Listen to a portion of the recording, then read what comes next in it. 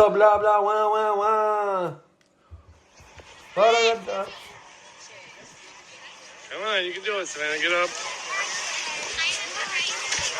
People so fucking bitchy.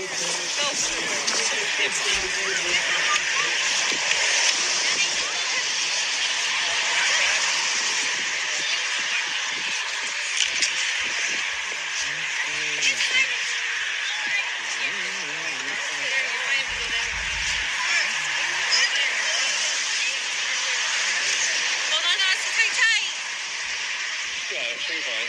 You ready? Yeah, if it's scary, don't come off. You'll be fine.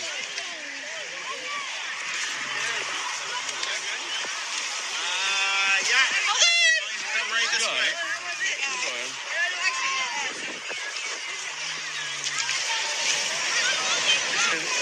Look at Sam. He caught himself. Hey. Come on, baby. You can do it. All right. So my video is completely done already, but I remembered yesterday when we were tobogganing at the hill that I wanted to show how many people are out tobogganing with their kids in my hometown, and it was a beautiful thing seeing everybody out there, you know. I mean, some people had masks on, like ski masks and all that. No one had a mask on. We were all outside. No one was touching each other or talking to each other, being close. A bunch of adults being able to be outside at a fucking overpass, letting their kids go down a hill during this pandemic, this COVID crisis or whatever. We have the foresight and the brains and being able to do that. You know what I mean? It was just beautiful. I just wanted to point that out to anybody out there who's in a crisis and locked down tight, having a hard time. Well, there's lots of cities that aren't that bad. Lots of places in the world that aren't that bad. And, you know, come to one of these places, and so you can stop focusing on all those problems, and maybe we can get better. But anyways, that's the reason I just showed all that at the beginning. And yeah, now back to the regular scheduled program. All right, everybody. Oh, still feel a little fucking blah, but anyway, don't matter.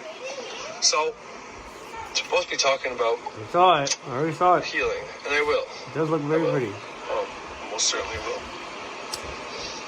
But Jerry Tennant and all that shit. But I think I'm going to do a different route before I go to the Jerry Tennant stuff. So it's probably going to be 2 parts, unless I make one massive video. Yeah, I know my eyes are all fucking puffy, and I don't know what's going on with me, man. But just woke up fucking twice last night with the wife, man. It was awesome. Awesome. She blew my mind. She always does. She's awesome like that.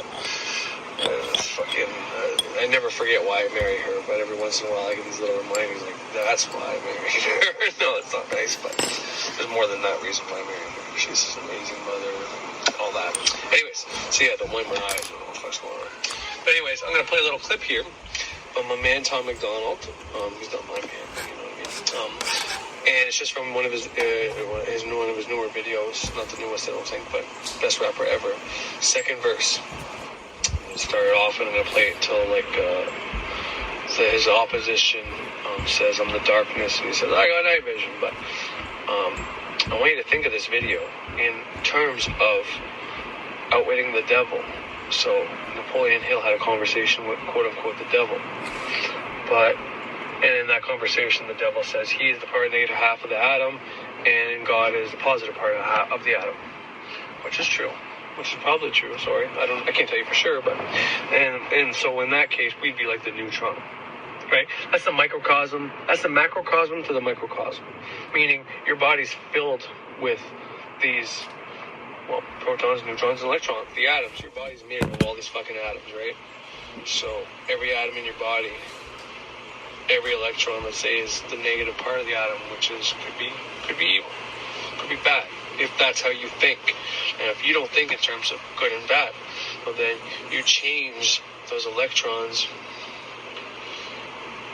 If you change, or my sister's telling me your Christmas tree's against the garage, I'm going to take some people. I made a video a while ago saying everybody who cuts down a real Christmas tree or has a Christmas tree cut, I'll take the fucking tree because I'll take the oils, I'll use the needles, I'll fucking make stuff out of it. Anyways, doesn't matter.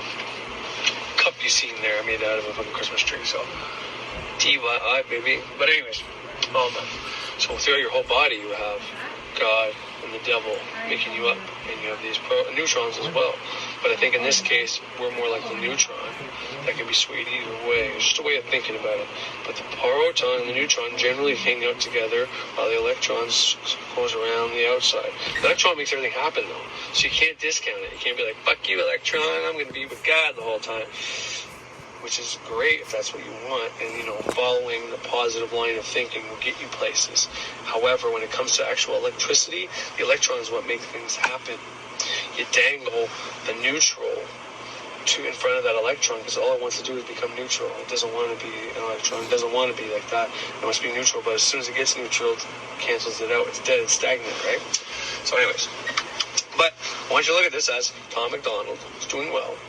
But he makes this video, and it's about all his bad thoughts he's having. And he conquers them. He beats it, saying, because basically it's got this dark half of himself talking to him. He refers to it as the devil. I locked out all the devils, and you let the demons in. And this is a part of him. It's his dark side. It's the shadow side, if you will. Okay? I want people to look at it. I don't care if it's a new age or not. Fuck, whatever you want to think of this as. This happens within everybody. Not to this extent. You don't have some being there. I mean, he actually gets fighting the being, puts him against the wall and holds him up in the air. And I think of the one part, he's like a giant and he's not. But I think he starts off the verse like, I can practically smell the fear. You know what I mean? It's like, when you can smell when you're in fear, then you're more likely to have, not to this extent obviously, but something like this happen to you. When you conquer your fear, like him saying, fuck you, I'm the best rapper ever, don't you ever forget. You know what I mean? It's conquering his fucking fear. So part of him is trying to tell him he's insignificant, he's not as good as he thinks he is, he doesn't have a fucking gift, he's not independent, he's independent because no one will sign him, shit like that. That's like the verses, right? It's all Tom MacDonald's insecurities. And instead of thinking them and having them, he fucking puts it all out there in a song for everybody to fucking see, everything that bugs him about himself. And then he fucking takes it and he conquers it, shits on it, tells the fucking evil half of him, or the dark half of him, which is part of you. So you can't be like, hey, the devil's bad, I fucking hate the darkness, blah, blah, blah, blah. It's part of you. It's in you. You gotta love that part of you. You really do. You gotta integrate it within you. Because it doesn't have to stay negative. Just because Napoleon Hill made this book, Awaiting the Devil, and the devil says he's the negative half of the atom. That negative half of the atom doesn't have to have this evil personification within your body. That's important to know. It has that if you've been conditioned and you have programming in you that there's good and bad, and we're in the middle. Well, then this is what happens when you have that conditioning. When you have this programming, this is what happens. We are the neutron, God is the proton, the devil is the electron, and you're trying to pick a side. Yet, that's never going to work for you. This is why organized religion is never going to work. Because we're all fucking one. God, the devil, and you, the neutron. We're all the same atom. We're made up of all these atoms, but all these atoms come from the one source, which isn't even God in this diagram. It's a thing above God, and you can say, what the fuck? Well, then that's the real God us Christians are worshiping. No, that's not true either. Because if you were worshiping that God, then you would love the devil, or you wouldn't believe in him, period. That's how I know you're not worshiping the real God. That's how everybody knows you're not worshiping the real God, or at least everybody in spirituality. If you're worshiping the real all, the universe, whatever created the universe, maybe it is the universe itself, whatever that being is. I don't know what the fuck it is, but I know there's something there. Something that we all come from. We are part of it. By loving yourself, you show that you love it. By loving everybody, you show you love it. By fucking realizing that evil is really evil and there's no darkness and all that. I mean, there is, but in the same sense, you can change what the evil is inside of you. You can change what the electron in your body, all those atoms in your body that have all those electrons can take hold of you and have this evil personification of the devil and make you do bad things. You can even actively take that on and love it and become like a fucking whatever, narcissist, a psychopath, a sociopath, whatever the case is. You can fucking do that if you want. Or you can transmute that. You can change what the personification is of those negative electrons. Same with the positive electrons. And you can be all one. And when you're all one, when your protons and your neutrons and your electrons are all working on the same fucking page, same level, and there is no darkness. I mean, you're still going to have days where you feel like that. There's still going to be some things that come to rise when you deal with them as they go. But you can have all of your everything in your being working together as one.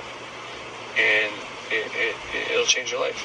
And once again, by facing your fucking fears is one way of doing dark work, shadow work, dark side work, whatever you want to call it. That's one of the main things you got to do is face your fucking fears. Because as long as you have a fear, then you can be exploited. That part of you that tells you that you can't do this because you're scared is always going to come back up. Once you own that, and you're like, fuck you, bitch. I ain't fucking scared of you. I ain't scared of this. And you go and you fucking face that fucking fear when there's nothing anybody can control you with. There's nothing that can harm you. Nobody can overpower you. So I'm going to play that clip right now for you. And then I'm going to go to something by Gregg Brandon, The Divine Matrix. My man, Gregg Brandon, man. Always been a big fan of Gregg Brandon, and you know how I always people talk about this matrix, you know, it's evil, this matrix, computer program, the archons, the enlightened ones, or not the enlightened ones, well maybe, that's the Illuminati. If you call the elite the Illuminati, you're calling them the enlightened ones. I mean, everybody should know that. But the inorganic being is what Ralph uses, okay?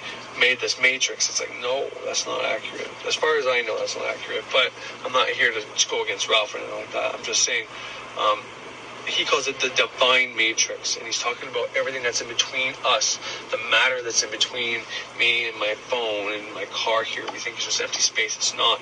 This is the matrix. It's also in space, as above, so below.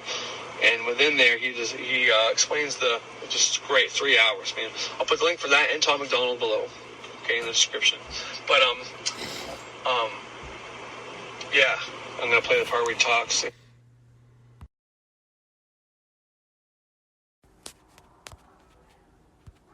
Program. It's great, 3 hours, man. I'll put the link for that and Tom MacDonald below, okay, in the description. But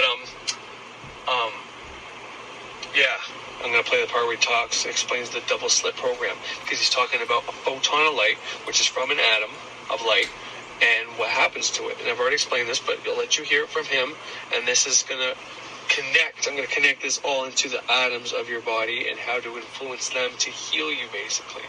And how you don't even have to do that if you don't want to. Your body knows how to do that process on its own.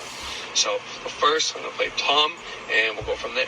Anyways, yeah, enjoy. I love this video. It's probably my favorite song. Hello, Thomas. I see that you're depressed. What's the problem? Is it the skeletons you're hiding deep inside your closet? Have you been reading all the names they call you in the comments? Have you been worried your haters will put you aside for the fake? 'Cause I'm the gold, get the kid thrown. Everybody knows only voices that I'm hearing on my own. Thomas, I'm still here. I practically smell the fear. I know all the reasons why you feel so insecure. I've seen you panic backstage, hearing everybody cheer.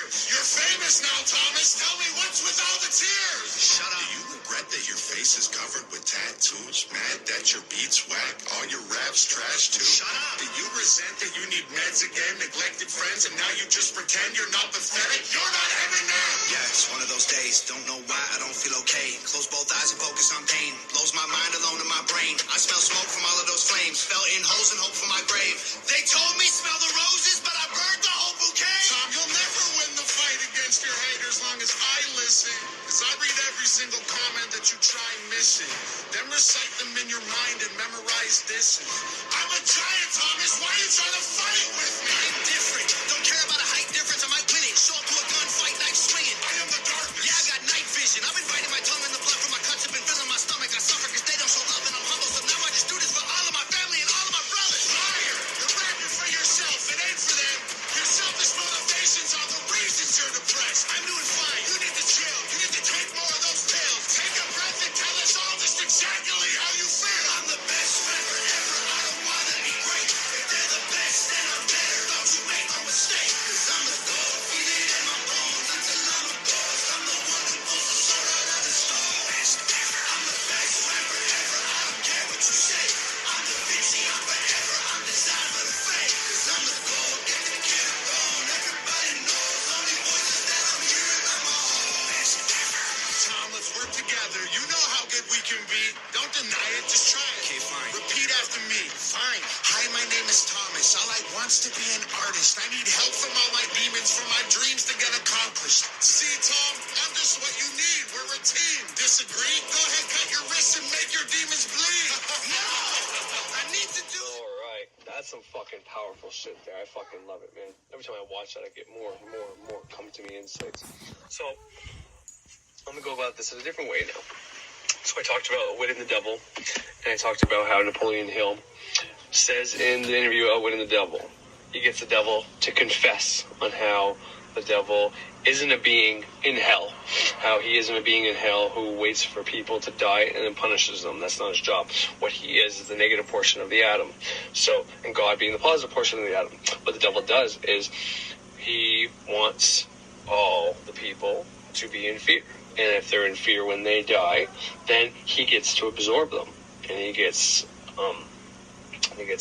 98 out of every 100 people that die end up dying in fear. And you can look at that as the elite people, though, but the 1%. Well, those 1% aren't scared of fuck all. And that's why they're doing well. And you can disagree with me and you can say, no, they're evil and all this. Well, that's just proof that everybody who thinks that is in scarcity. They're in fear. And they're being controlled by that negative portion of the atom. So I can keep drawing on that and talking about this, but I'd rather show you a different way, a better way of thinking about this. And what would that be? Well, Saturn.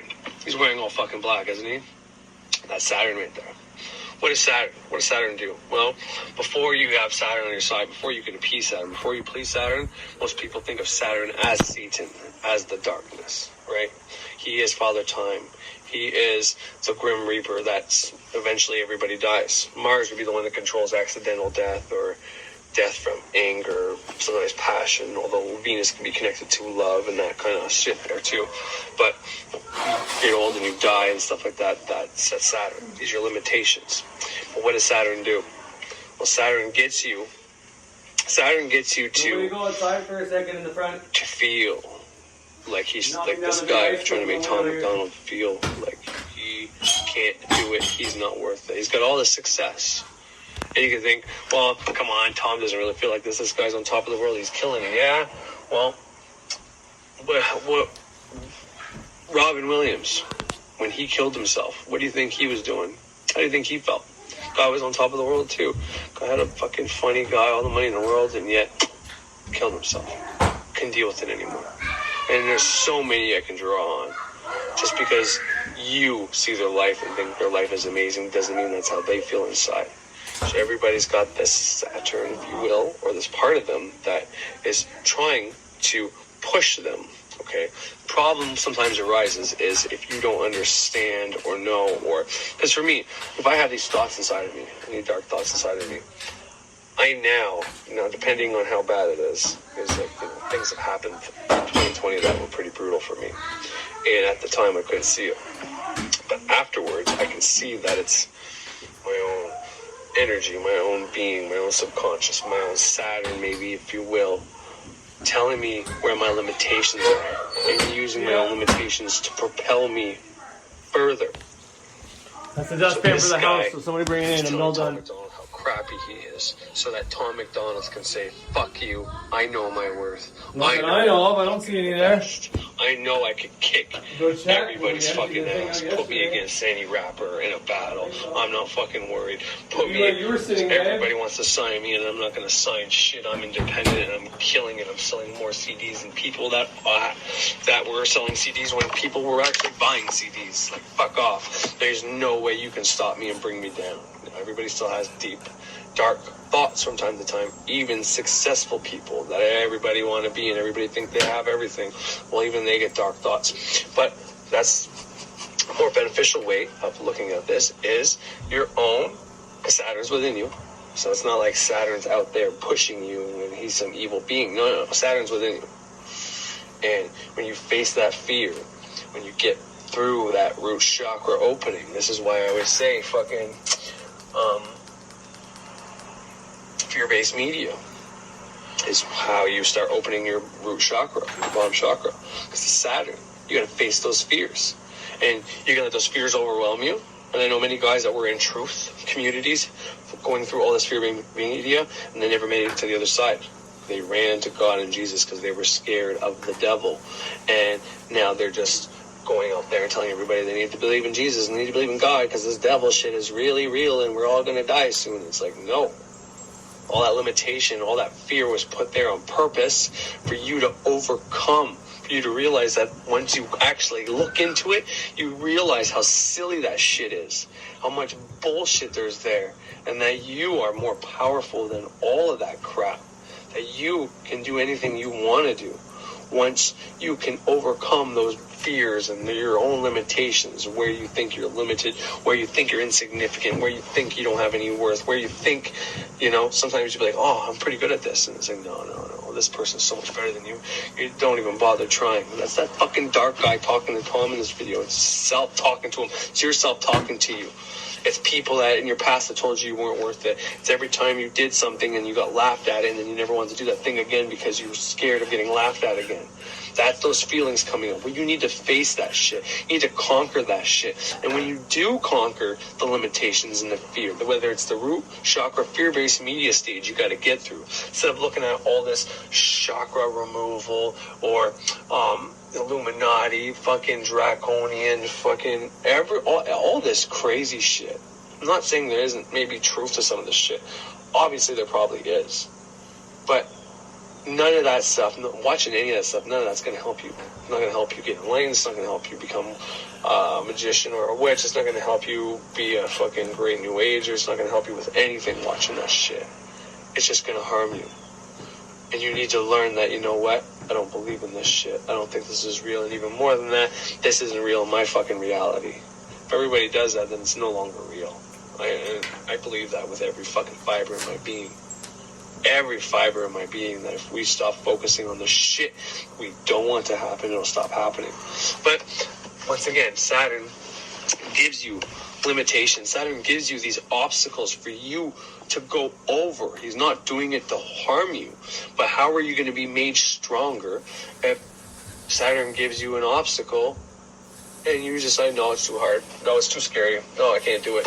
Well, then you're not worthy of getting to the other side if you fucking can't struggle against whatever he's putting in your way. And seriously, if you're getting into truth and spirituality and all that, well, you first have to find all the bullshit out there that's going to that's put there to scare people away from this knowledge. It really is, whether they do it intentionally or not.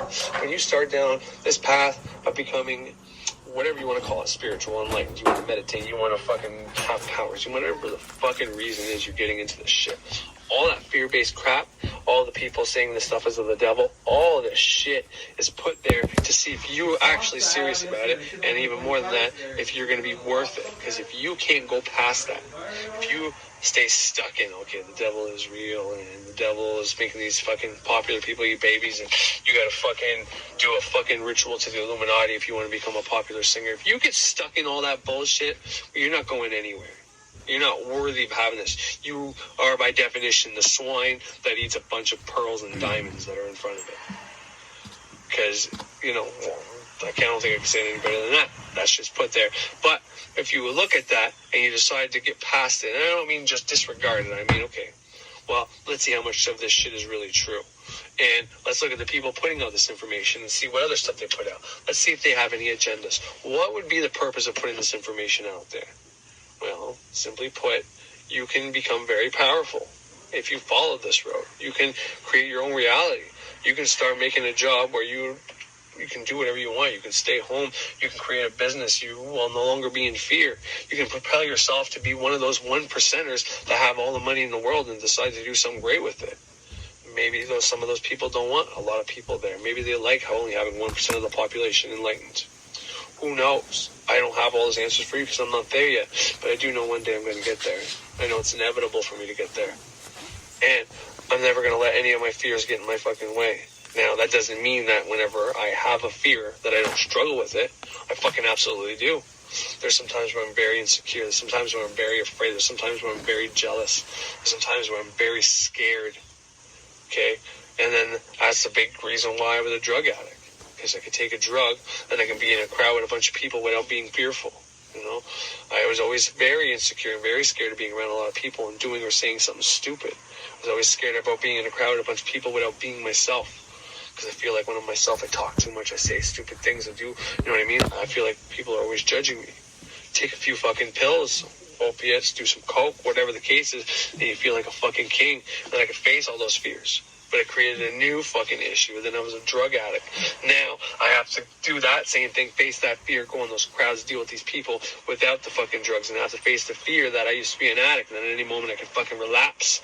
I gotta realize that, no, that's not where it's gonna happen again. You understand where I'm going with this? These are limitations that were put in my way to make me fucking stronger. And every time I fucking get over a fear, get over an obstacle, you level up. And I think I said in the beginning, every time I thought I went through a dark night of the soul, using the New Age terms, it was like right before I went into a new elemental grade. I passed my neophyte. Right before the end of my neophyte, big dark night of the soul. And then I got to the elemental grade of earth. Fucking at the end of the elemental grade of earth. And I did both these twice. I did the neophyte twice. I did the elemental grade of earth twice. And then boom, next level after fucking the dark night of the soul. And that's the one, not the reason, that's one of the reasons why I did it twice. Because after doing it the first time, you know, the neophytes, like, I don't know if I did this right. So I wanted to do it all again. Dark Night of the Soul. Elemental grade, did it 6 months in it. It's like, I get the Dark Night of the Soul thing. Not that I wanted it, but it's like, you know, it almost feels too easy. And then all of a sudden, I start doing it again. And I brought up some other emotions. And boom, happened again, you know, going through some bad shit. And it wasn't even the next grade after that. I wasn't even done it yet when all this shit happened. I still haven't finished that grade yet. Maybe I'm procrastinating a bit, and that's something I gotta fucking face and go above.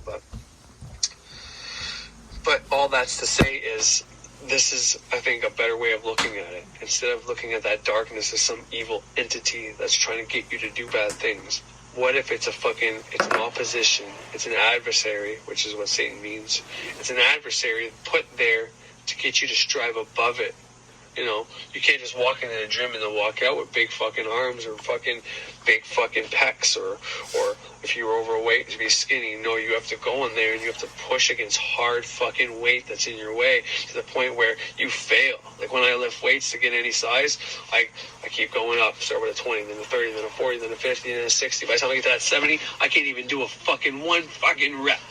But guess what? The next day, I'm fucking swollen. I'm fucking swollen as shit. My fucking biceps look like massive. And it's because I failed. I fucking worked out until I failed. But I had no fucking fear. I didn't care if I failed. I wasn't scared of failing. I wasn't scared of looking like a bitch at the gym. People being like, wow, he's not even lifting that 70 at all. I'm sure they didn't think that. They probably looked at me like, wow, what a beast. He went from 20, 30, 40, 50, 60, and then fucking tried the 70 after doing fucking 3 sets of fucking 8 every fucking time. That's insane. This guy's insane. But to me, it's always like, oh, they're going to think I'm a bitch. I better not. And now it's like, I don't give a fuck what they think. So they're going to sit there doing their low weight as many times as they can because they're scared of looking like a bitch. Yeah, I'm going to walk in there and be twice their fucking size because I wasn't scared of failure. And guess what happens when you're not scared of failure? You stop failing. That's right. So, big lesson here. And that's pretty much the lesson. I think I'm just going to end it at that. But this opposition, this Saturn, this adversary, even in the Bible, man, it doesn't matter. Take the book of Job and what God and the devil do to Job, whatever way you want. But God sends the devil, basically, to set up opposition against fucking Job to see if he can strive through it. And Job does. And what does Job get? He gets a fuckload of shit. Now, that's pretty mean. It's pretty sick. It's pretty twisted. But it's a way of explaining what life does. And when life sends you this shit, because it's inevitable, life's going to send you opposition. You can look at it as evil, as demons, as devil, as the elite, as the matrix. It doesn't matter. You can sit there like a little victim and then fucking just like, oh, it's too hard. I'm not going to try. You can do all that if you want. Don't matter. But you're never going to get anywhere. You can sit from your fucking computer pretending you're enlightened all you want, saying all these stories from other people that actually became enlightened if you want, but you're not going to be that whatsoever, and you're going to have to go to sleep every night knowing that you're a fucking fraud and a fake. Or you can put out your fucking failures and fears and tell everybody how you strived through all that shit and how hard it was and how much it brought you to tears and your knees and you felt like giving up, but you never did. And people will recognize the fucking strength in you. And you'll become a fucking guiding light for people to follow, people that want to be like you, because you are stronger than you fucking know. We are made to be able to strive through anything. Probably the reason our body regenerates itself all the time. But anyways, that's enough part of this segment. And now I'm gonna show you why I found this Gregg Brandon thing first. Frater Xavier is the one that told me to watch it. So there's an hour one, there's a 3 hour one.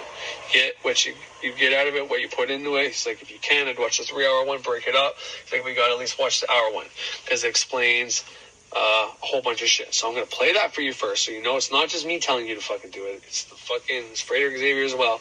And then I'm going to play just a small part of the slit experiment, which the whole thing is good. Like, it starts off by talking about these 2 baby girls, true story, that they were born premature and the one baby was failing. And then the nurse broke the rules to put the babies together in the same, I forget the name of the thing they go into. And then the one baby girl, the stronger one, put her arm on her little baby sister, and the baby sister fucking started healing. The nurse got in trouble for doing it, but the little girl fucking stayed alive. She probably that nurse probably had a whole bunch of fear about fucking breaking the rules. What if I lose my job and all this? But she said, fuck it, I'm not gonna let this little girl die. So she broke the rules, she fought her fucking fears, and guess what? She saved a fucking life. And even if she ended up, I forget what happened to her. She did something bad actually happened to that nurse. I looked up this whole story just to see if it was real. But I guarantee you she doesn't regret it. And I guarantee you she fucking got something great out of that. You know, cosmically, whatever, from God, from the universe, from whoever the fuck you want to say. She got something out of that. She took initiative. She went against what was right. You know, what was right was to leave those 2 baby girls by themselves, and even though the one was failing, it's just meant to be. You know, she decided, something told her to put them together. She didn't know what the hell she was doing. She didn't know putting them together that they were going to heal each other, but she did it, and it worked. You know, that's the beginning of this, and you're not going to hear that part right now, but I want to play the double slit experiment because it's so important if you can grasp what they're saying here, because these photons of light, these atoms, this is what our body's made out of. And what they understood in 1909 when they did this experiment was the people watching the fucking experiment have control over the outcome. That's what was proven by this. So the word observer was scratched out, and it's everybody who's participating, everybody who's in this realm, who's alive right now, has power over the future of this realm. We all do.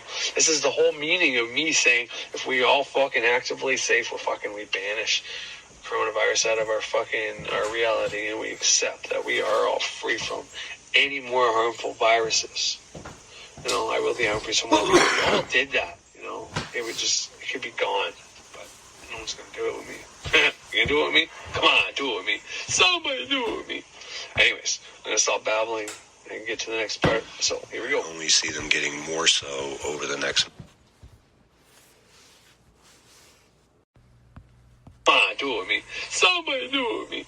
Anyways, I'm going to stop babbling and get to the next part. So, here we go. Only see them getting more so over the next month.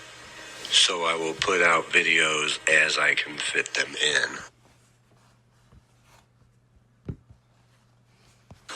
I have given quite a bit of information already for you to practice if you so choose. However, I do need to give this final component on how to manifest your magic, which is one of, if not the most important component. Because people can use just this and will be able to manifest things into their life. And I'm talking about strength, so let's take a look at the strength card. Number 8. Just as in the magician card, we see that she has the infinity symbol over her head, representing the influence of the divine, with which she is able to subdue the mighty lion. On the tree of life, the path of strength connects the Sephiroths of Hest and Gabora, or the spheres of Jupiter and Mars. Now, the thing to understand about the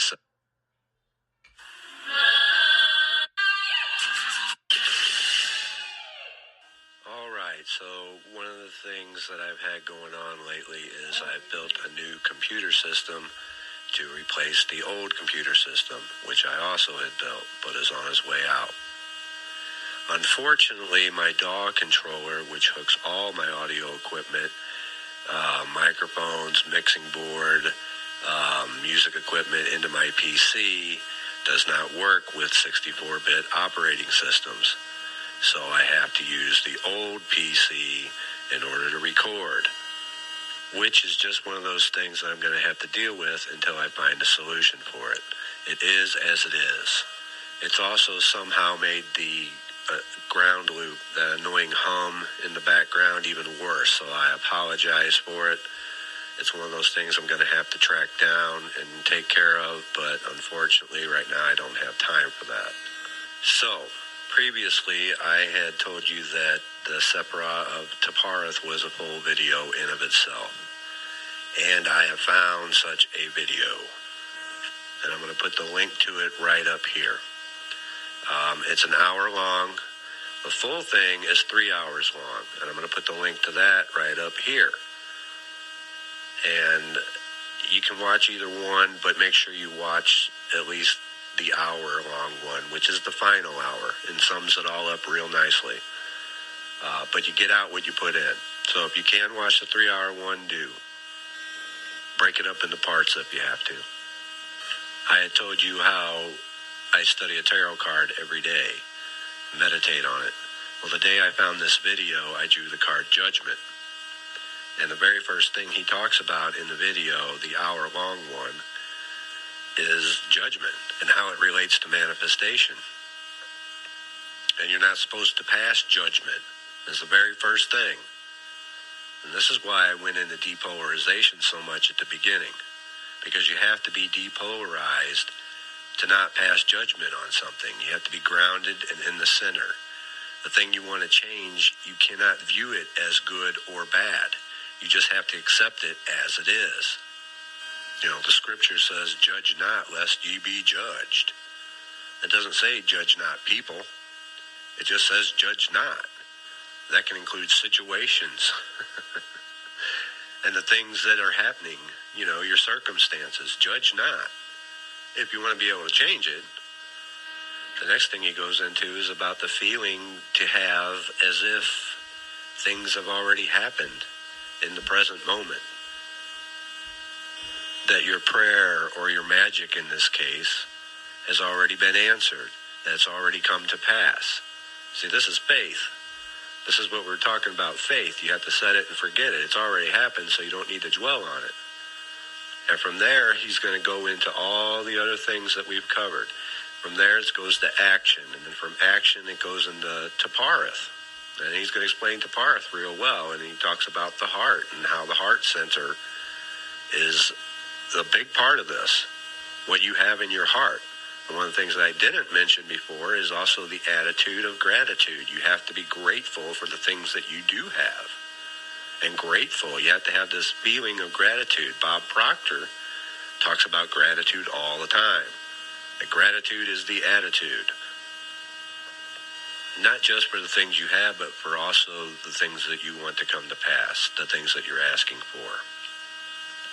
Now, if you gave somebody a gift and they took that gift and they complained about it, I don't like it, it's not top of the line, it's okay, but, or they took it and they threw it in the trash, you probably wouldn't give them another gift anytime soon, would you? Be grateful, you know. Be grateful for the things you do have, you know. Don't dwell on the things you don't. You can change things, but be grateful for the things you got first. If you want to be given more gifts. Should be common sense, but in Western civilization, we're constantly bombarded with selfishness and ungratefulness. You know, from what's on TV to the education system, it's not our fault, but we need to retrain ourselves to be grateful for the things that we have, to have that actual feeling of gratitude. You have to feel it. And from there, the video is going to talk about combining force with form that we went over, because now he's talking about visualizations and combining the feeling of already having it and actually feeling that you have it with the visualizations, force and form. So it goes right down the tree of life. He doesn't use the tree of life. You know, he has a bit of different perspective on it. He's going to give a lot of different perspectives of it, from Buddhism, the early Christianity, a whole host of things. Different perspectives on the same ancient wisdom. Okay, but sometimes we need a different perspective in order for us to have a breakthrough. So he doesn't use the tree of life, but all the ancients are still saying the same thing. It's the same formula. Now, he doesn't go into making an impression upon the subconscious mind, but the first triangle of Sephiroth up at the top are across the abyss. You are making an impression upon the subconscious mind if you follow this formula. And you don't need any ritual or candles or anything to do it. Although it helps, it isn't required. Now, in the 3-hour video, you're going to see a woman spontaneously healed of cancer using this formula. And this stuff is true because I've been witness to spontaneous healing. And the first time really freaked me out. I had a big gash on my hand, and when I employed this, it just disappeared. It started disappearing. From one end to the other, it was like a bad B movie.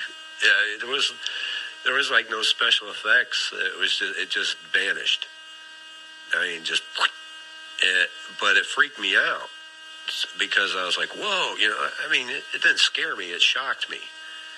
And the very feeling of being in awe and like total disbelief, I guess I can say, disbelief, shock, was enough to make it instantly stop. Just boop. So I was left with half a gash. And that was really bizarre and cool at the same time. So when you're in disbelief or shock, just that, whoa, that's enough to get the manifestation to actually stop, to cease. So that's something you have to get under control as well. I asked you for this and I gave it to you, and now you're all, whoa, I can't believe you gave it to me. I got exactly what I asked for. I can't believe it. Now, a cut on my hand is a far cry from cancer, but the method is the same. And I'm not out there healing a bunch of people because I've yet to be able to do this consistently. This is why I'm still learning and I'm still in training. I've been shown enough and seen enough to know that, yes, this is real. But, I can't do it every time. If you're missing just one piece of that formula, it's not going to work. And we all have our off days. But watch the video, and it will sum up everything that we've covered so far and give you a new perspective on it as well. And we were taught that the atom is made of things. A thing in the center and things that orbit, things that circulate. Okay? That's not what scientists believe today. Now the atom, they believe, looks like this. It looks like energy. The atom no longer looks like things. It looks like waves of energy rather than particles of things. Now, this is very important. You're going to see why. I think you will like what you're going to see in just a moment. So just work with me. So the quantum atom is made of waves of energy rather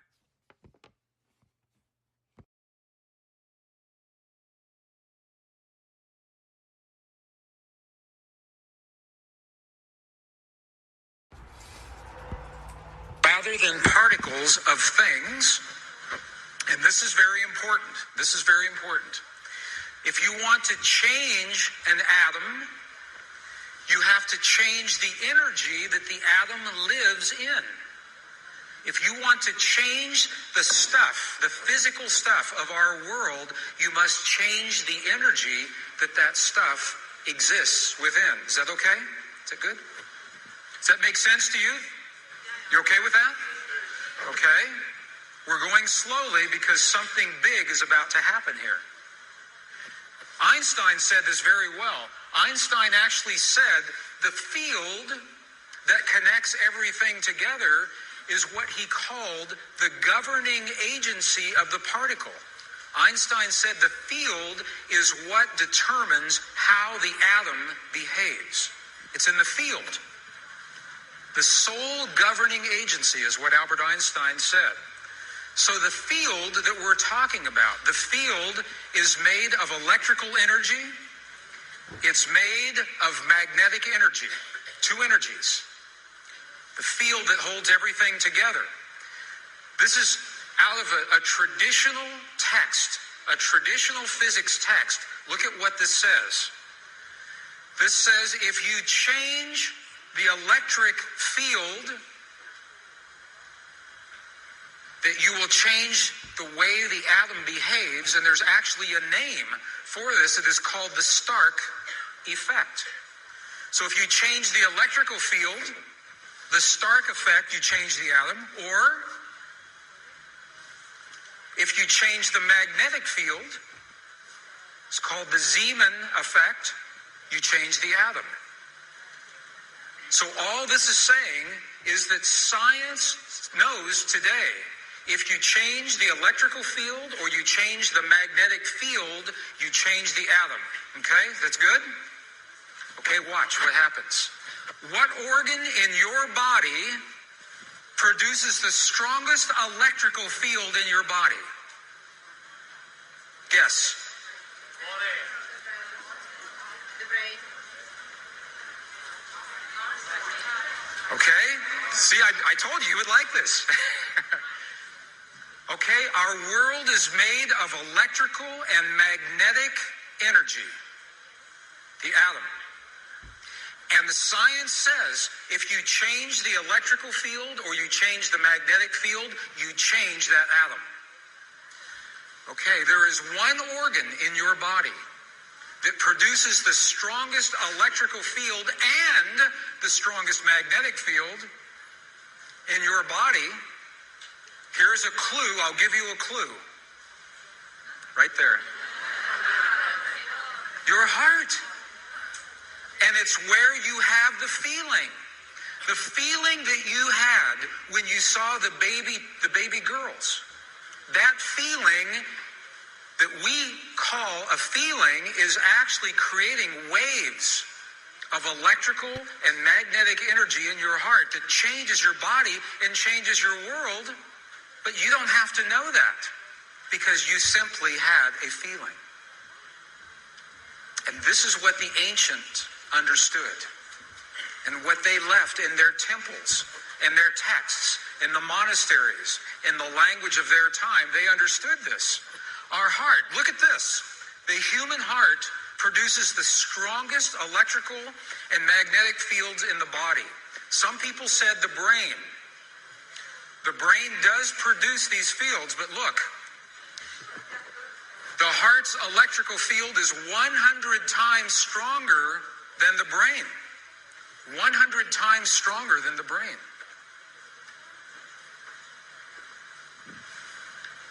The heart's magnetic field is up to 5,000 times stronger than the brain's magnetic field.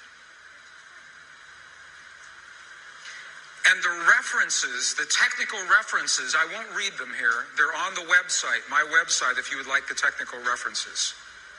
But you see what's happening here. Our heart produces the fields that change our world and change our body. Can you see that so far? Beliefs create the electrical waves. Beliefs change those magnetic waves. What you believe about yourself, what you believe about me, what you believe about your world, about your relationship to God, about peace on this earth is creating what is happening on this earth right now. Beliefs change our physical world. Beliefs change matter. Now I have to stop and ask the question, does this make sense so far? All right, so that wasn't the double slit yet. That was just to show you how your heart and your brain both make magnetic and electrical fields, which is very important. It's the heart being more so than the brain. So the brain's got its own, and the brain's very important. The brain's very strong. Your heart, what you feel. I like to, apparently I intellectualize a lot of shit and whatever. I have a very strong brain. I know that. Playing cards with my wife last night. playing Crazy Eights, trip Crazy Eights. She's kicking my ass. She always kicks my ass. I said, fuck it, man. And I'm not a good loser. I know that. I'm very not much a good loser. Anyways, I'm a bad loser. I don't know, sore loser, I guess, be the word. So in my head, I said, I'm so grateful that I came back and I ended up winning strip poker. I did that probably 4 hands in a row. Said that while she was dealing or I was dealing. And I won those 4 hands in a row, and then she was naked. So I ended up winning the game. And I know it's a weird fucking thing to do, but just to show you that was without any emotion. That was just my brain saying these words. I don't think to put any emotion to.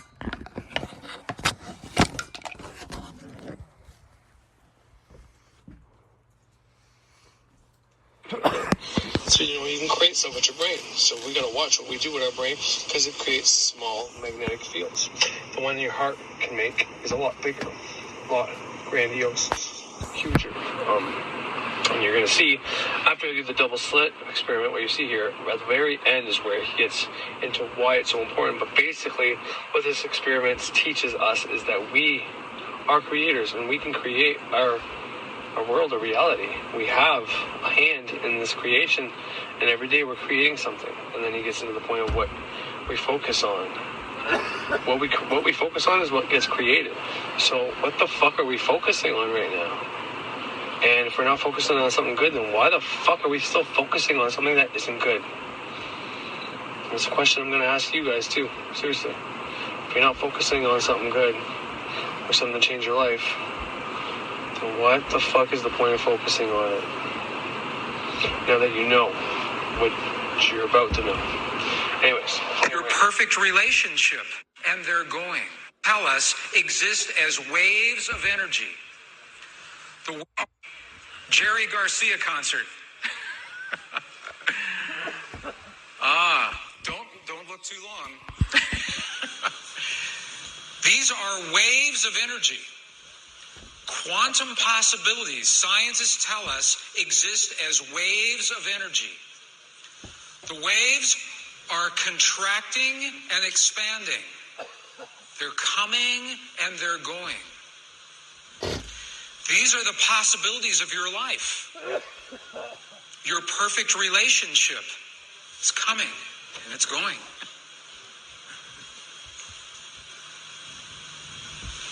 Your abundance. Your perfect job. It's coming and it's going. Because the waves are always in motion. Okay, let me ask you a question. What would happen if the wave was not coming and was not going? If it was in one place, what would we call that wave? If it's not coming and it's not going?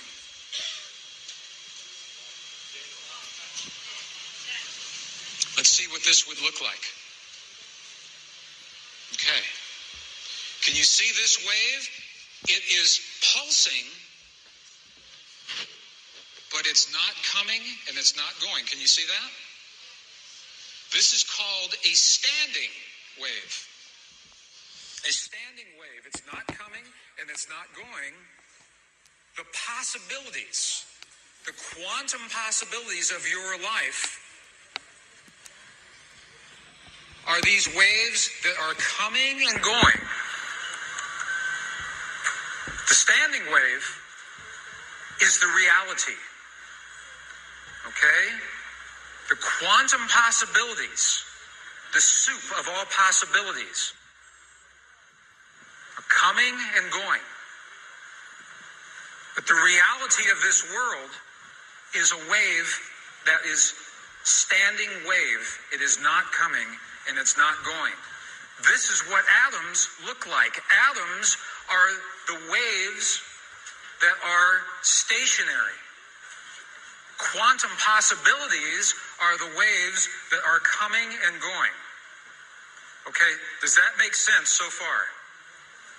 Okay, because if it does, you're going to like what happens next. And then it won't be so technical. Okay, this makes sense. Let me ask, our beliefs in our heart produce the standing wave. Your heart produces the wave that locks the possibilities into place. Your heart is what produces the waves that make atoms. It's what you believe in your heart is what locks the quantum possibility into the reality of this moment. Heart waves are standing waves. Now, this is important. We're going to work with our hearts this afternoon. I'm going to share with you an experiment. How many have heard of the very famous double slit experiment performed in 1909? 1909. A couple. This is the experiment that began the ideas of quantum physics. It's a very important experiment. Look at what happened. Scientists in 1909 took a particle of matter called a photon. Photon. It's P-H-O-T-O-N. They have this photon right here. And they take this photon and they wanted to shoot the photon at this target.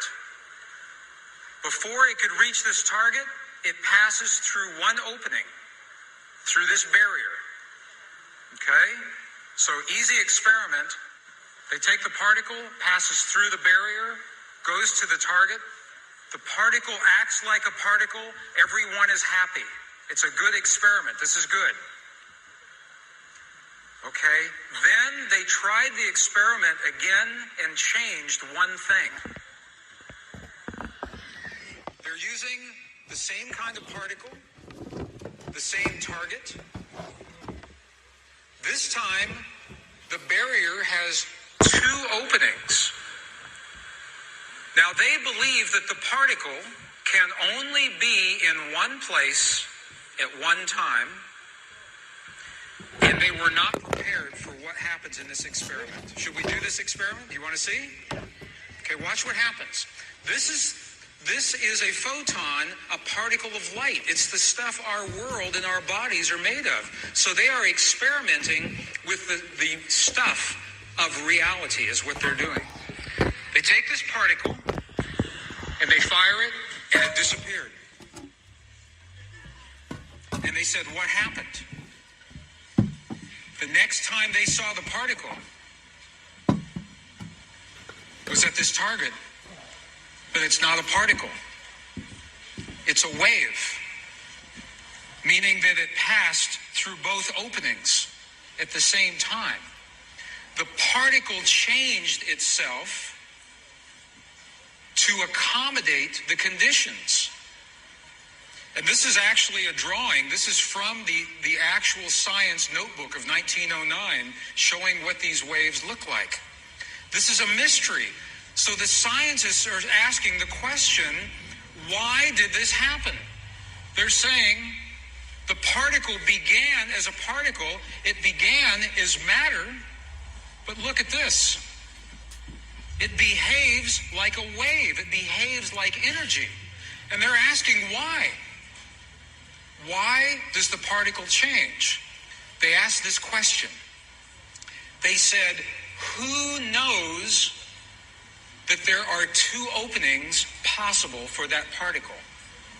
The scientists in the room know, the particle knows, but the particle can't know anything. And the scientists, they say possible for that particle. The scientists in the room know, the particle knows, but the particle can't know anything. And the scientists, they say, well, we know, but that cannot possibly have an effect on reality, can it? So here's the question. Who knows that there are two openings available? The scientist and the particles. And this is the answer to our question here. Because what the scientists discovered is that their knowledge, the scientist's consciousness, was affecting the particle in the experiment. The fact that the scientists knew that there were different openings affected the way the particle works. Does that make sense? Are you okay with that? Here's why that's important. It's because they are showing that their consciousness is affecting our physical world, and they were showing it in 1909. The observer changed the particles of our world. The observer changed the particles. John Wheeler, Princeton University, made this statement. He said, we had this old idea that there is a universe out there, and that here is man, the observer, safely protected from the universe by a 6-inch slab of plate glass, as he calls it. This is John Wheeler saying this. He says, now, however, we learn that to even observe an electron, we have to shatter that plate glass. We have to shatter the plate glass. So the old word observer simply has to be crossed off the books. There are no observers. The scientist in the room affected the particles. There are no observers. You are not an observer in the universe. By being in this world, you are having an effect on this world all the time. John Wheeler says we must cross the word observer off the books and put in the new word participator. Participator. We are all participating in what is happening. This is John Wheeler. Now, that was in 1909. This experiment was repeated again in 1998 in Israel, at the Weizmann Institute of Science in Israel. Look at what happened. They repeated the experiment. They got the same results. But look at this. They found something even more interesting. They found the experiment revealed that the more the observers watched the particles, the greater the effect. The scientists in 1998 discovered that the more we watch our physical world, the greater the effect we're having on our world, just by being present in the world. Well, Einstein said that this is the stuff that made him crazy. Einstein did not like this idea. Einstein did not like the idea that we affect our world. He said, this is what he called spooky science, was the word he used. Einstein called it spooky science.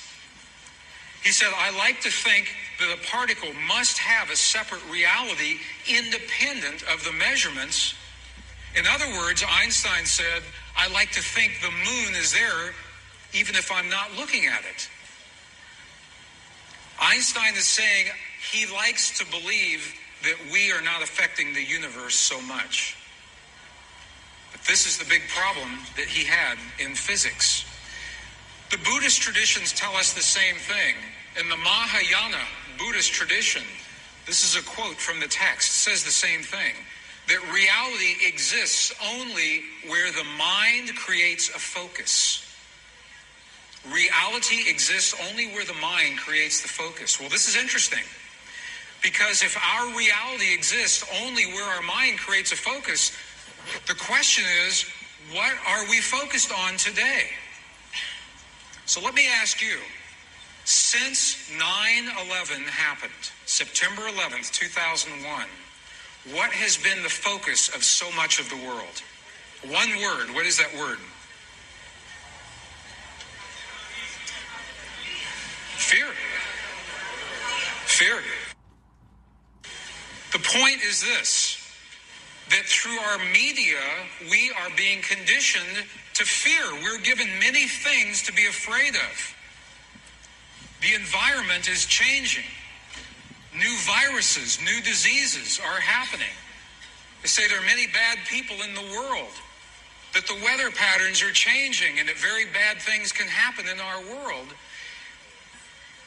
If our focus is what creates the world around us, and this is where our focus is, what kind of world are we creating? But we can change this. You can change it very, very quickly. Right now, The ancient traditions say that you and I are living an important moment in history where we are choosing either war or peace for our future.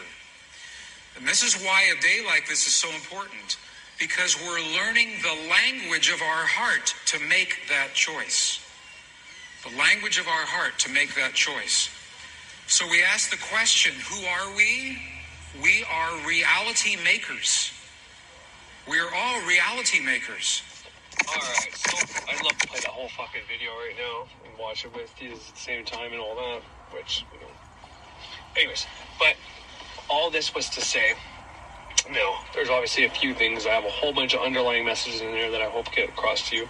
And one of the main one is, and I'm not even going to let Chance get to it. I don't want even Chance.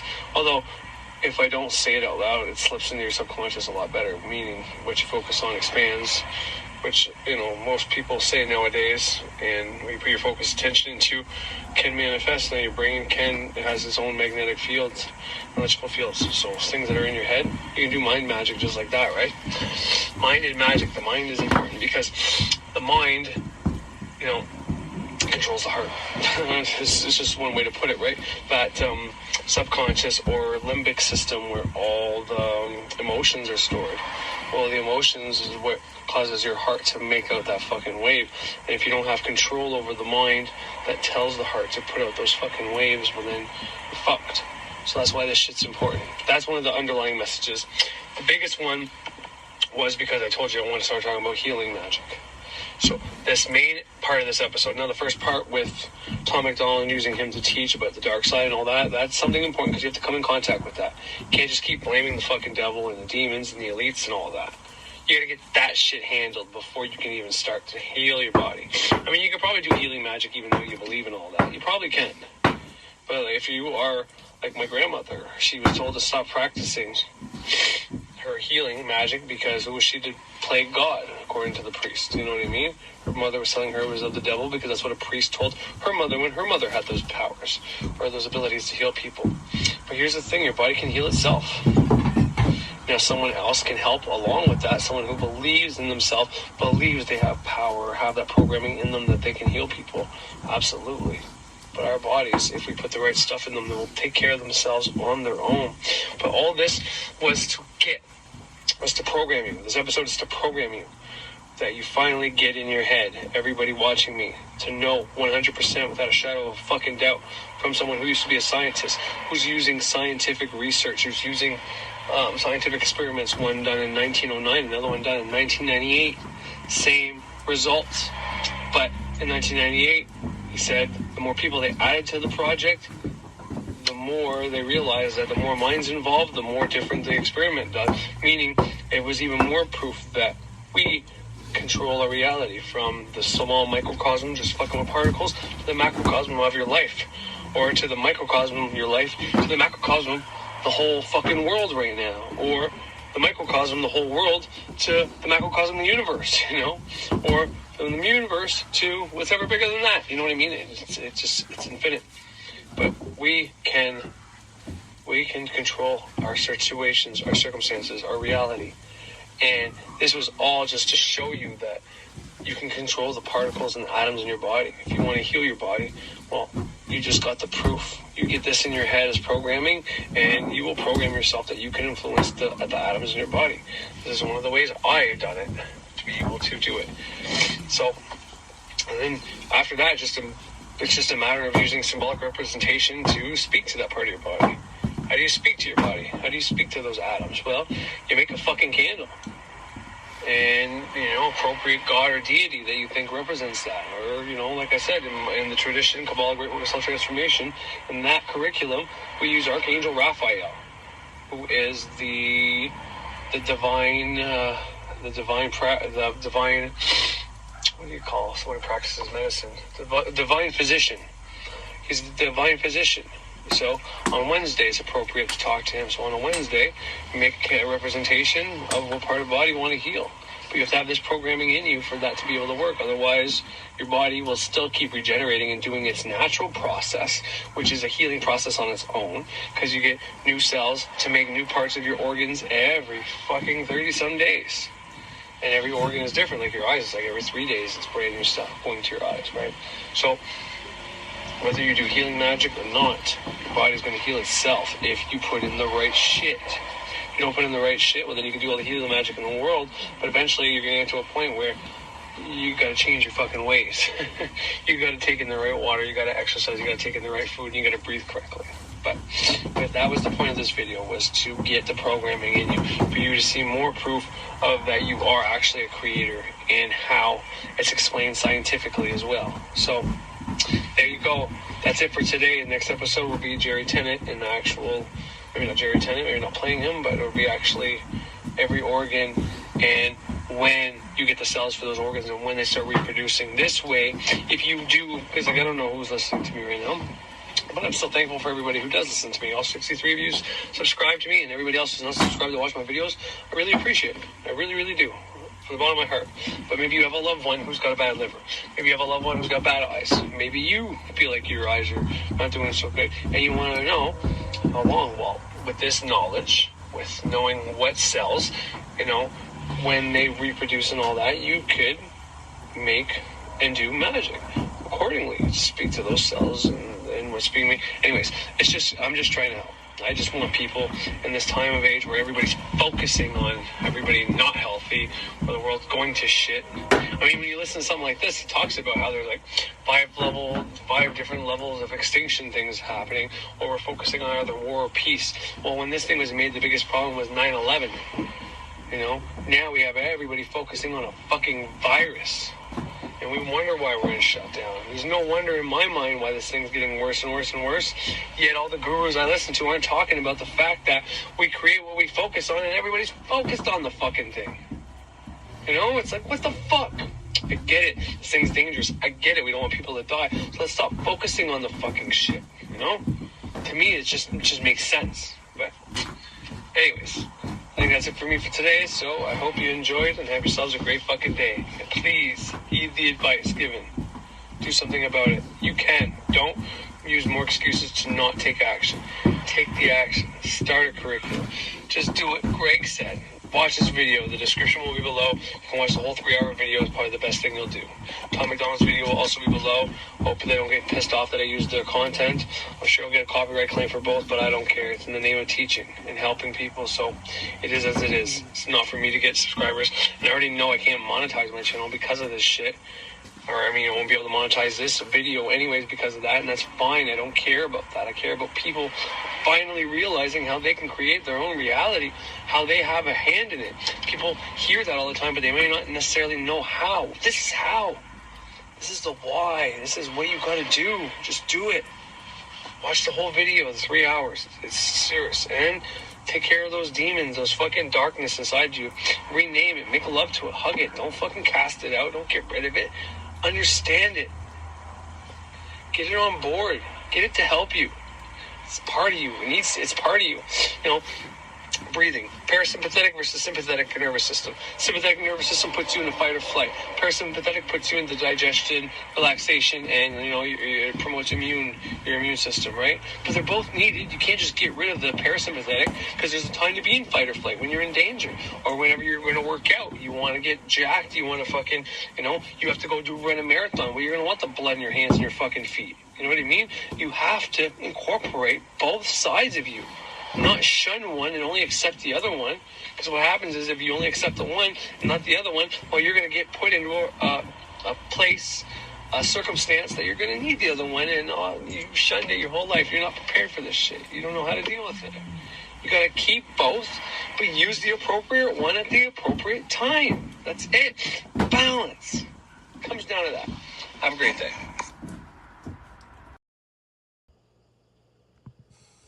Alright, what's going on, everybody? I'm pretty pissed. I was trying to do an intro for the video, recorded it all, and then I needed to delete videos to make space, and I didn't click on the videos, like 3 or 4 of them. I already made my intro, and I must have, so touchy, touch screens, must have touched them, and I deleted them all in my deleted folder, so I was trying to retrieve them from iCloud, and just a whole bunch of shit that made me pissed, so, fuck it. What's done is done. Re-record. Because I don't write shit down all the time, right, for my shows, especially in my videos, so I just have to recapture the magic that I just talked about. It wasn't long, probably 20 minutes. Anyway, so I was on Spotify today. I was trying to get my stats from Spotify because it's actually the place where I get the most followers, like 347, I think it is. 1,700 downloads or streams or live plays. I mean, it's insane. It's insane. That's where most of the action comes from my podcast. Way more than the views and everything I get from everything else, really, probably even combined. So, but I remember it was about a year ago, September. It was in Ottawa, baseball stuff. It says it in there anyways. I was trying a new podcast app, Anchor, free one. For some reason I wanted to upload all my stuff to there.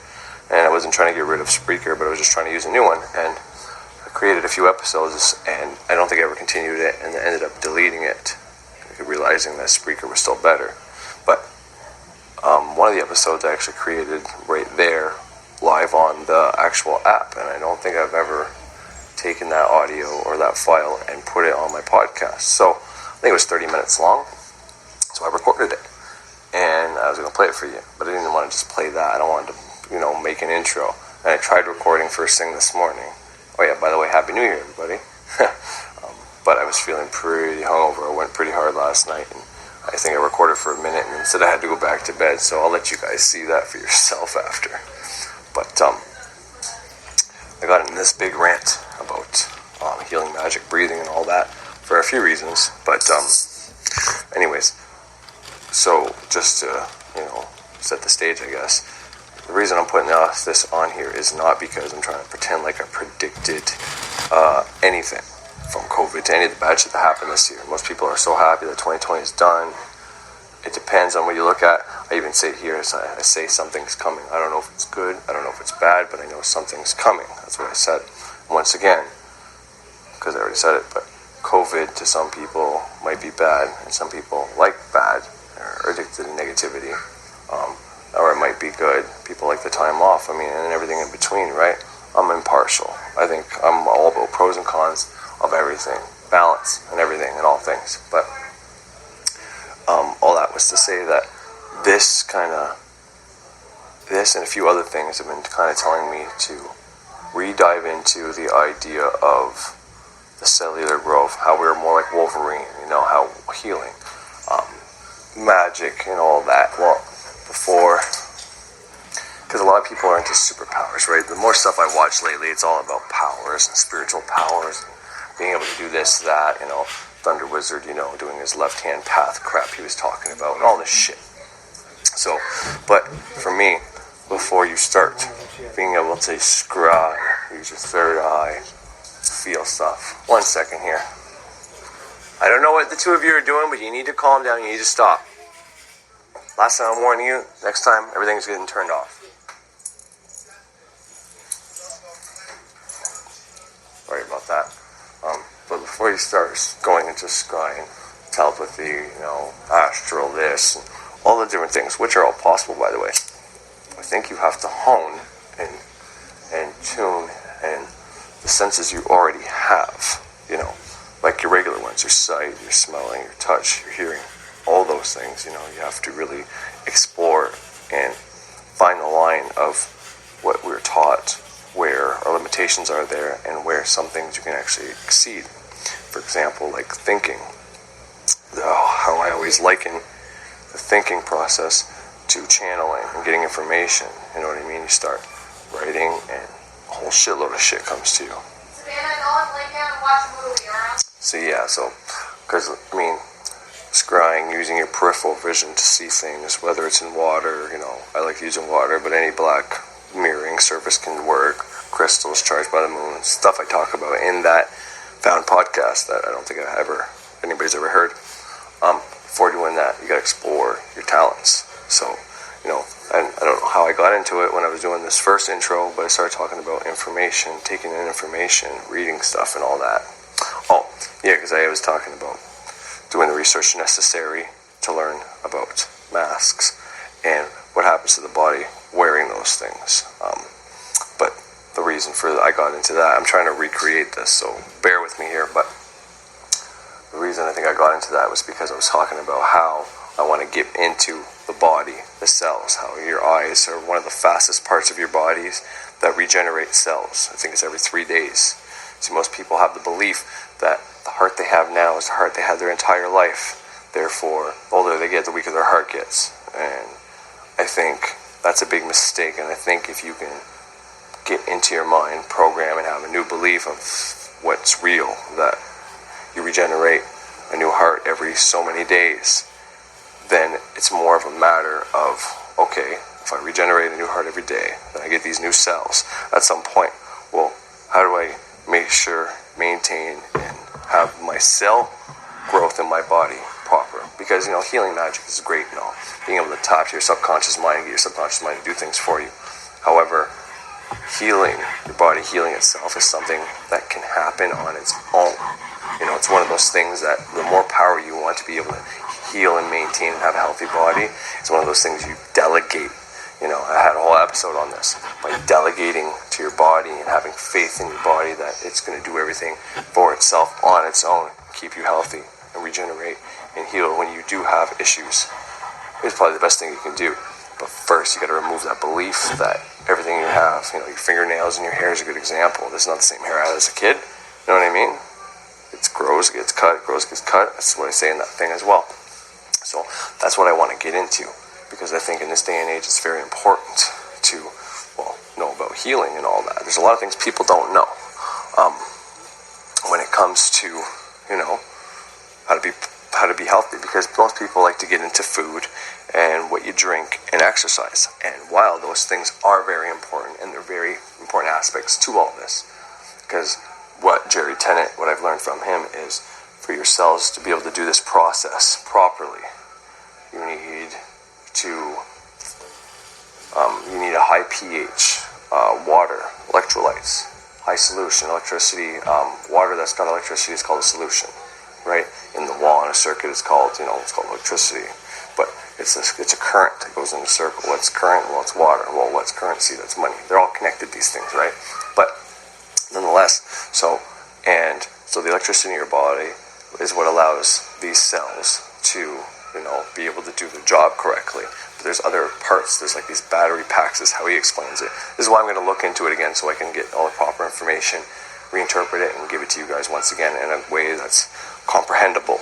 But battery packs in your body are charged and maintained so that they have the electricity to tell the cells and redistribute the electricity from the water. They're maintained through exercise, and the cells get made up from the food you eat. So those three area parts have to be maintained. But one of the most important things everybody needs to do and know is breathing. You breathe 23,000 times a day, okay, by wearing a mask for however long a day. But if you are a type of person that has to wear it at work and you're wearing a mask more often than not, well, you need to understand that you can be doing more harm to yourself than good. Now, I'm not against COVID. I'm not saying it's real or it's fake. I'm saying if there is a COVID virus that gets transmitted via the air, your spit and all that, well, yeah, by wearing a mask, we're going to prevent that, and we can still go out and have some semblance of life. I get all that. I'm not saying that's wrong and all that. I think we should start banishing COVID waking up every day. Every time we think about COVID, we say, we banish that from my reality, and I invoke fucking healing, prosperity, whatever you want kind of thing. But that's besides the point here right now. But what happens when you wear a mask too long is you get carbon dioxide. You get too many levels. Breathing in the same stuff you just breathed out. What happens when carbon, and I want you to look all this up, okay? Because by looking all this up, you're going to have some information. And when you write after, that information gets worked out, okay? Because you can take in information from all these people and have their information in your mind, and that's great. But when you actually write, like the channeling process, well, what happens is your subconscious and your conscious putting it together with that other information, and it comes all together on the paper. Like, you work it out. It makes you smart. It makes you be able to understand things, comprehend, and work things out. And this is what I mean by using the senses you already have, exploring them further before you start trying to do these other things. Because if you don't have a grasp on the things you should already know how to do, testing your limitations there, then it's going to be very hard to advance and do the things that are harder, and that people either are born with a talent or they have to work their way up. But so look this stuff up. But what happens whenever you're breathing in your carbon dioxide too much? Well, your carbon dioxide levels go up and your oxygen levels go down. This is in your blood.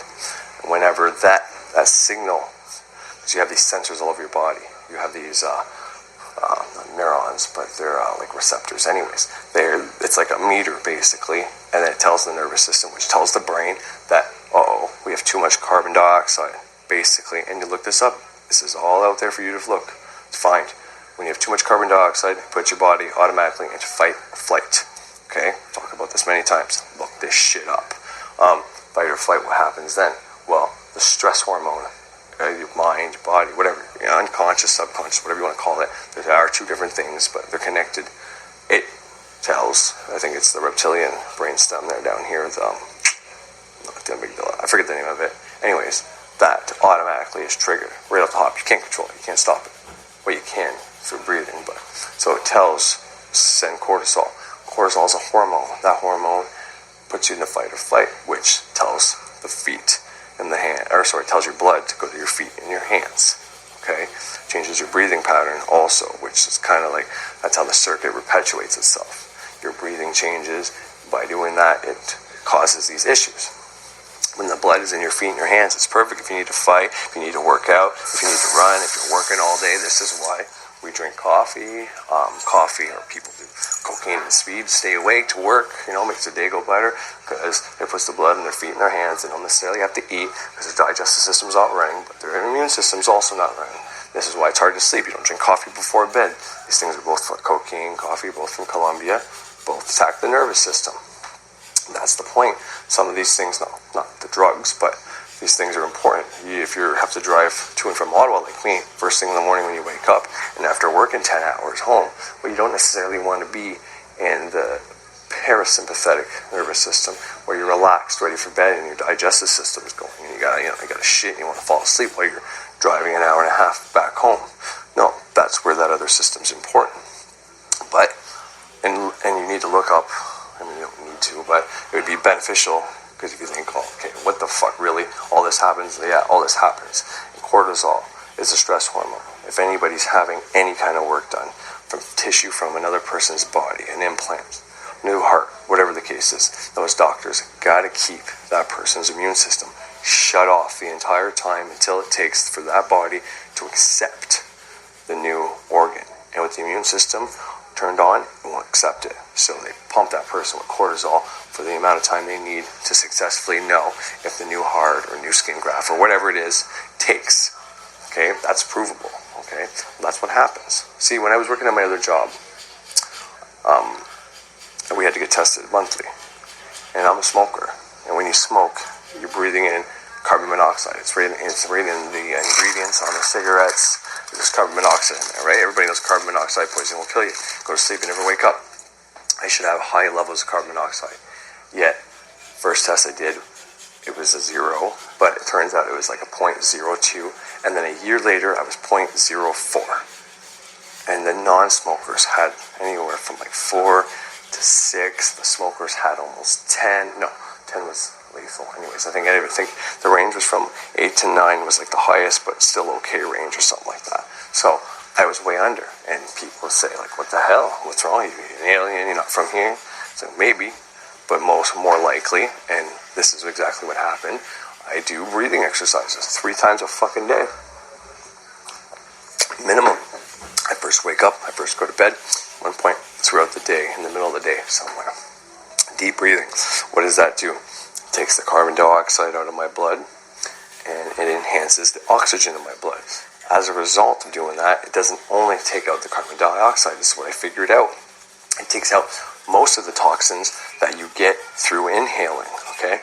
So, you want to do a fucking flush. You want to do a colon cleanse. You want to do, a water cleanse or whatever the case is, right? You drink all water. You cleanse all the toxins out of your body that you intake via drinking. You're doing another kind of cleanse, food cleanse, you eat or don't eat for a certain period of time until you cleanse out all the toxins you take in that way. It's the same with breathing. You're not only going to cleanse yourself from the extra carbon dioxide, any toxins you take in via breath, you will cleanse by doing this type of breathing. This is all proven. You can look it up. I'm not talking out of my ass. This shit is so important to you. One of the things I said was, if people knew how important breathing was, they'd be out there like, okay, there's got to be a better way than this mass shit. Or there'd be professionals coming out here who know that 23,000, running 3,000 times a day we breathe. If that's under attack, carbon dioxide levels are going up and all that, then we need to teach people how to get that out of their system. You're wearing something for 8 hours a day, well, you need to level that out the other part of the day where you're not wearing that fucking mask. Seriously, if it was a different situation and we realized fast food is what's spreading COVID, right? And we had to shut down all the fast food, there'd be an uproar. If for some reason it was alcohol or marijuana that was spreading COVID, and the government or the health organization said, shut all that down, we're not doing that, there'd be a fucking uproar in a second, and it wouldn't even be because of people are harming themselves. And I mean, there should be reparation pay for this shit or whatever, because it's been proven that people that don't breathe correctly have rounded backs. They have chronic back pain.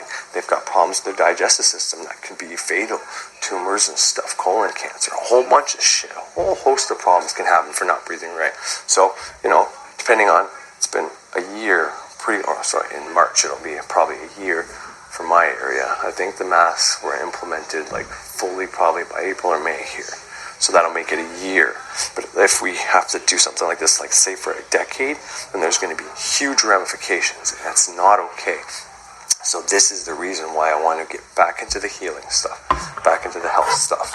And the first thing you need to know or fix is your breathing. All right? It comes down to that pentagram. Well, that was one of the first things I said when I said Happy New Year. I said we're in the year 5. And the year 5 means everybody's going to take on the pentagram model. They're going to have every aspect done, the spirit part, the air, the fire, the water, the earth. And then following year will be a 6 year, so we'll do the 6-ray star, the Merkaba, or whatever you want to call it. And then 7 will be Saturn, and boom, enlightened. Yeah. So that's what I want to try to help do. But when it comes to that pentagram model, I speak of this a lot, You can think of the spiritual one as, you need to have a spiritual practice, a spiritual philosophy that works for you, that could be just for you.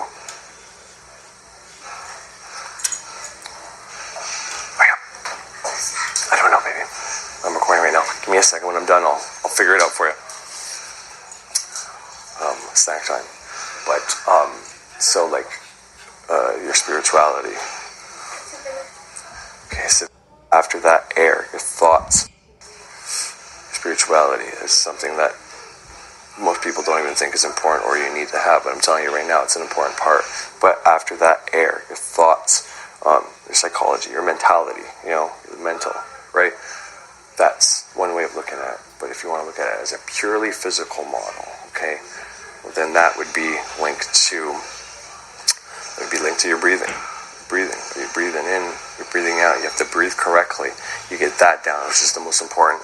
Then it would most likely be water, the one across from it, even though the next one is Mars, and Mars can be your passion, your creativity, your sex life. All these things have to have balance and release in them.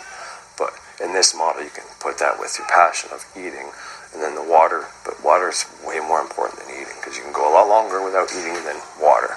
But still, both those have to be handled. Right, like I said, the water is the electricity for those cells. The exercise you need, which is the last one, which is Venus, and that's the physical exercise. But that's your love. That's what you love to do, what you live for, your family. Having those connections. If you don't have that, well, you're fucked. But for just your physicality, that's your physical exercise. You need exercise to charge those battery packs so they can move the electricity you drank in. And obviously the air, this goes without saying. If you're not breathing right, then this process is fucked from the get-go. But once you're breathing right, you need to exercise, you need to eat right, you need to drink right so you can make those cells. So I want to figure out, I'm going to write it all down, every organ, how many days they rejuvenate. I'm going to make the point. This is what my next episodes are going to be about. So just wanted to throw that out there as an intro to add to my already created content that no one's ever heard before. And I just wanted to, like I said, I'm not trying to pretend I predicted anything by saying this. It's just simply something I made that I never released, so I'm going to release it. But I want everybody to know why I'm going back into the healing, because it's very important. If people are going to be, whether it's trying to stay away from COVID or it's literally from the damage that the mask can be doing to us, we need to get this shit under control. And better yet, every time you fucking start thinking about COVID, you say, oh, I reject that thought. I banish COVID out of my reality, and I accept that I am free from all harmful viruses, because some viruses you need, right? There's good viruses, good bacteria, bad bacteria. All harmful viruses, sickness, illness, disease. I'm free, I will be, so mote it be. If everybody banishes this shit out of the reality, it would be done. See, I'm not one of those teachers that go around saying your mind creates reality, and you can do anything, but then when COVID hits, go home and listen to the fucking media all day and just follow their orders. I'm not saying that at all. Not that if your town is not so affected by COVID, then great, but there's no use of you going and watching other places where it's really bad and getting a mind infection or a mind fucking virus, and you harm your community, your family, your fucking city. You know what I mean? There's no point in doing that. Now, if you're on the borderline right next to Los Angeles or the state of California or somewhere where it's really bad, well then you can keep an eye on what's going on, but don't add energy to shit that isn't affecting you. There's no need for that to know the mortality rates and how the numbers are spiking and all that shit. The best thing you can do is not watch that over and over again, so it programs you that this is real and it can affect you, and better yet, you focus on what you want. And anytime you get a COVID thought, because it's everywhere, you're going to get it, you banish it. Banish it and you accept the opposite. And see how fast this happens. If everybody does that, no bueno. We'd be done. We'd be out of this shit by now. Let's do it. Let's get out of this fucking mess. I'm done with this shit. I think you are. And it's not that I don't like the circumstances that happen. People stay home, getting extra money. There's some good things that quote-unquote could have happened, but they might have ramifications down the way. I'm not saying the old way was any good either. Maybe we can come up with a better way to go forward. But anyways, I think that's it for now. I think I hit everything on that I fucking already recorded that I fucking lost. Cocksucker. That pissed me off. But anyways, it's time for me to go play with my wife. And yeah, enjoy. Thank you everybody who tunes in. I lost subscribers. I gained them back. I went from 62 to 61 and 60, now back to 63. I love it. I fucking love it. I love it, all you guys. I really appreciate everybody out there who subscribes, checks out my shit, and keep on keeping on. And next episode, teach you how to stay healthy. But for now, breathing is super uber important. Do the research on it. When you do the research, write about it after, work it out. The best thing you can do is read and write. Right now you can probably just write because you have so much information in you that you never, it'll just all come out in that paper. It's going to be like you're channeling information. Maybe it is. Or maybe it's just you getting everything that's ever been put in your mind. The school system, school process, the learning, we can debate that what they teach them there, maybe not the best idea, but there's a reason they read and they write. They study for a test and they write, you know what I mean? So, and one of the best things you can do, and I want to prepare everybody for, because if everybody's prepared for this shit, right? If everybody's ready for worst case scenarios, and we have resolutions for them, well, then if they happen, you're a fucking boss. But I'm of the belief that if you prepare for something, there's exceptions, but the majority of the time, 95% of the time, if you're prepared, you don't need to do whatever your preparations, basically. Facing your fears, right? When you face your fear, you find out there's nothing to fear. I had teachers that let me bring in a fucking cheat sheet into test. And you'd be like, well, they're letting you bring a cheat sheet in? Yeah, they know that if you write it down, you're more likely to remember it, so you won't even have to use the fucking cheat sheet. And they ensure that people are going to study this way, because writing down is form studying. My wife, that's how she learns. She writes everything down and highlights it after. At my work right now, when someone yells out a measurement, we all grab our pencil and we write it on whatever piece of wood we're around that's going to be covered up or used after. Why do we do that? Well, because we can go back to it, find it after, or we're more likely to remember it. Savannah, just wait, please. I'm almost done.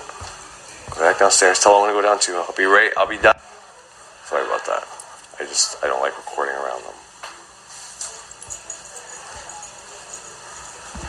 For a situation, if you face...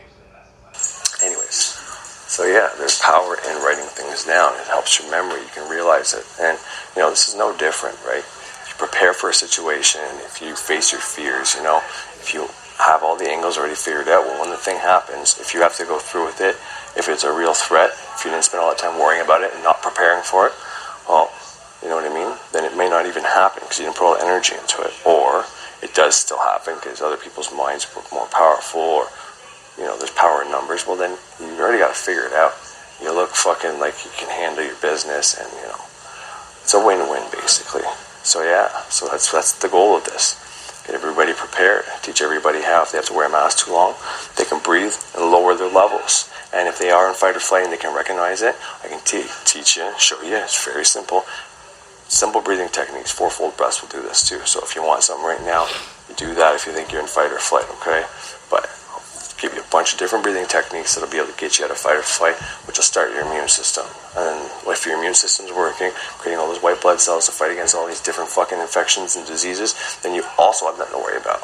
Because then you can get COVID, fight it off, and then you don't even have to get a hypothetical vaccine that may or may not harm you. You know what I mean? That's the best case scenario. Worst case scenario is everybody keeps breathing the wrong way, plus the mask making them do more damage, and we lower our life expectancy. When we have these bodies that know how to regenerate themselves, all we have to do is trust them to keep doing the work, and we just have to keep putting in the right food, water, air, and exercise into these bodies, and it'll keep us healthy. And then every once in a while, when we get stressed, overwhelmed, depressed, worried, we catch ourselves, in those states, getting into fight or flight, well, we can simply breathe a different way, consciously, and it will take us out of the fight or flight and put us into start healing, go to sleep, digest your food. You know what I mean? Lower all those toxins in your body. It's amazing. That's what I'm going to do. Get everybody prepared for that. And this way, if everybody's prepared, stop talking about it, and there's no need to worry about COVID, because we will know what to do. We will know how to breathe to get out of fight or flight. We know how to remove the toxins out of our body. We'll have the right water and the right food to make new cells, and our body will just keep us younger. I'm the oldest guy on my fucking job site, me and my buddy. My buddy's a little bit younger than me. He's May 24th, I'm May 11th. And the guys, when I tell them I have 4 kids, I'm 34, they don't believe me. They're all in their early 30s, late 20s. And they think, most of them, not all of them, most of them think I look younger than them. Why is that? Why am I taking in carbon monoxide right now, yet my levels are lower than a non-smoker? Why is that? I guess I'm just lucky, just coincidence. No. Magic. Breathing right, that is magic. Anyways, thanks for tuning in. Enjoy this old episode. If there's anything I say in there that's fucked up, remember it's old. I probably changed those beliefs. Have anything to say, want to know anything, send me a message. I'm always here for everybody, from anything from drug addiction to fucking conspiracies to magic to fucking COVID. I'll fucking answer it all. Don't worry about it. Anyways, thank you. Have a great fucking day. Holy shit. What's going on, everybody? Well, that was too close. You can kind of see that. I maybe had a little too much fun last night. Oh, I don't drink much either. I don't smoke last night too. I'm just going to be brutally honest. Not my finest moment. All good. Fucking forget about 2020 and start the new year. Holy green eyes today, baby. You see those bad boys now. Can you see them? They're green? Are they green? Are they fucking green? Are they fucking brown? Are they fucking blue? Nobody knows. Maybe I'm a fucking reptilian. I'm giving Thunder Wizard, I'll put him on blast and give him shit for saying that shit and fucking the whole time I'm really one. What's going on, everybody? What the fuck to talk about today? I don't know. I want to make a video, but I have no idea what the fuck.